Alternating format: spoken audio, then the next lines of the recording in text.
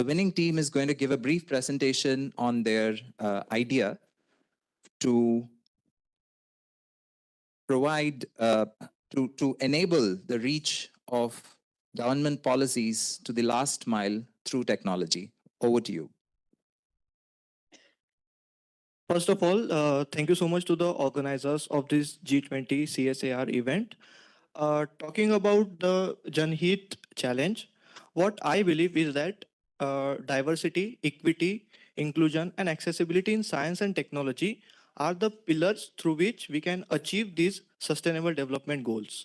And technology has the power to remove the barricades through which the needy people could access the services which they deserve. And talking about what was our submission in Ideathon, I request Rohit to continue it. So there were two policies we selected. First one being the public distribution system, and second one being Manrega. Manrega being the most popular one. So Manrega is Mahatma Gandhi National Rural Employment Guarantee Act. It was established in the year 2005, and it aimed at providing 100 days of employment to people who do manually skilled labor. So it was met with a lot of allegations of corruptions. So due to that, the NDA government had to reevaluate the scheme in the year 2015. The second one being the public distribution system, and it aims at providing 800 million people food and non-food supplies. So it was also met with a lot of allegations of corruption, because mostly what the rogue shop owner used to do was to provide good quality food and used to swap them with inferior quality products, and which were provided by the Food Corporation of India. So what were the solutions to this problem will be explained by Mayank in the next slide. So our solution, we have kept it as simple as possible. It has only two components: the availability of internet and a smartphone. Now, the government of India is planning to invest around $11.3 billion in optical fiber connectivity, taking the total figure over 1 lakh crores. And the number of smartphone users in India is estimated to be over 1 billion by the year 2026. So the idea behind sharing this data is availability of internet and usage of smartphone, which are the two key components of our solution, won't be a problem. Now, what we'll be providing through our solution, we'll be having an app which will consist of all the details related to Manrega and PDS. Now, say, for example, in PDS, the most pain point involved is that many a times the centers for PDS, they run out of food grains. Now, the consumer or the poor person, he's not aware of the next center, which is nearest to the center. So he can come back empty-handed, and he can sleep empty stomach at the night.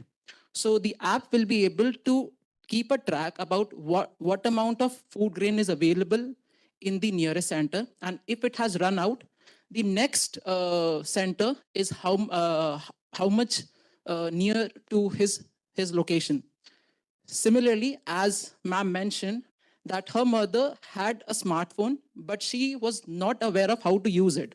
We will also be setting up training programs so that the people or the consumer who has a smartphone, he or she knows how to make use of that app to the best of the capacity. Now, as we know that in India, the local language and culture changes every 50 to 100 kilometers. So we'll also have to be language and culture sensitive. We'll try to accommodate all the languages, scheduled and non-scheduled, in our app, so that communication is not the barrier through the solution that we have presented. Now, public and private partnership, why I have mentioned, there is an NGO by the name of Seva Mandir, which worked in Udaipur in the early 2000s, and it was able to increase the full immunization of children from 6% to 38% through public and private partnership. So this will also be a key component and help to drive the usage of the application so that the poor or the last person, the person in the last mile, benefits from the government schemes. The conclusion would be by Praveen.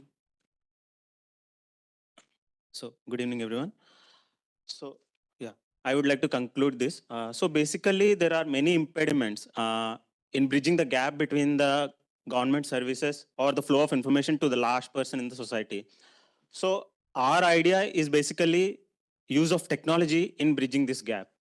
So with the use of this technology, we build a comprehensive ecosystem in delivering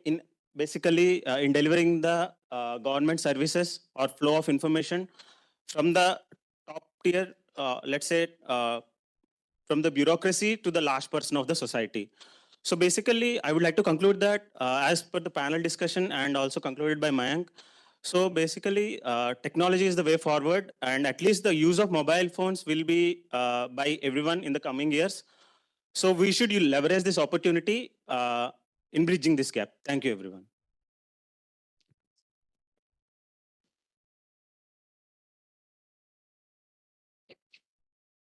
If anyone has any question, yes, ma'am. According to the recent data, only 50% of smartphones Yes, ma'am. and 60% of men Yes, ma'am. give a smartphone to a family, probably take either male. Correct.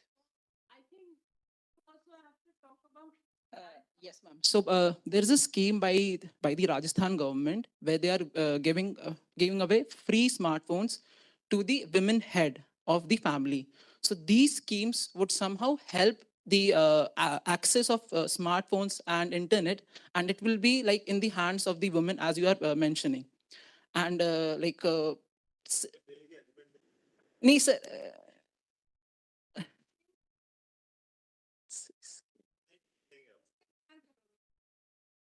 that is something we have to ponder about. Yes. Yes.